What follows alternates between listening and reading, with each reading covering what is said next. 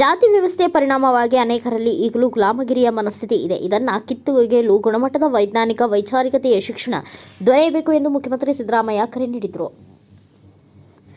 ಅವರು ಕೊಳ್ಳೇಗಾಲ ಸಂಘ ಸಂಸ್ಥೆಗಳ ಭಕ್ತ ವೃಂದ ಹಾಗೂ ಜೆಎಸ್ಎಸ್ ಸಂಸ್ಥೆ ವತಿಯಿಂದ ಆಯೋಜಿಸಿದ್ದ ವೀರ ಸಿಂಹಾಸನ ಮಹಾಸಂಸ್ಥಾನ ಮಠದ ಜಗದ್ಗುರು ಡಾಕ್ಟರ್ ಶಿವರಾತ್ರಿ ದೇಶಿಕೇಂದ್ರ ಸ್ವಾಮಿಗಳ 109ನೇ ಜಯಂತ್ಯೋತ್ಸವದ ಉದ್ಘಾಟನೆಯನ್ನು ನೆರವೇರಿಸಿ ಮಾತನಾಡಿದರು. ಸಮಾಜದಲ್ಲಿ ಬದಲಾವಣೆ ತರಲು ಮುಖ್ಯವಾಹಿನಿಗೆ ಬರಲು ಶಿಕ್ಷಣದಿಂದ ಮಾತ್ರ ಸಾಧ್ಯ. ಶಿಕ್ಷಣ ಇಲ್ಲದೆ ಹೋದರೆ ಸ್ವಾಭಿಮಾನಿಗಳಾಗಿ ಇರಲು ಸಾಧ್ಯವಾಗುವುದಿಲ್ಲ. ಗುಲಾಮಗಿರಿ ಮನಸ್ಥಿತಿಯನ್ನು ಕಿತ್ತೊಗೆಯಬೇಕು. ಇದು ವೈಜ್ಞಾನಿಕ ಶಿಕ್ಷಣದಿಂದ ಸಾಧ್ಯ ಎಂದು ತಿಳಿಸಿದರು. ಸಮಾಜದಲ್ಲಿ ಬದಲಾವಣೆ ತರಲು ಮುಖ್ಯವಾಹಿನಿಗೆ ಬರಲು ಶಿಕ್ಷಣದಿಂದ ಮಾತ್ರ ಸಾಧ್ಯ. ಶಿಕ್ಷಣ ಇಲ್ಲದೆ ಹೋದರೆ ಸ್ವಾಭಿಮಾನದಿಂದ ಇರಲು ಸಾಧ್ಯವಿಲ್ಲ.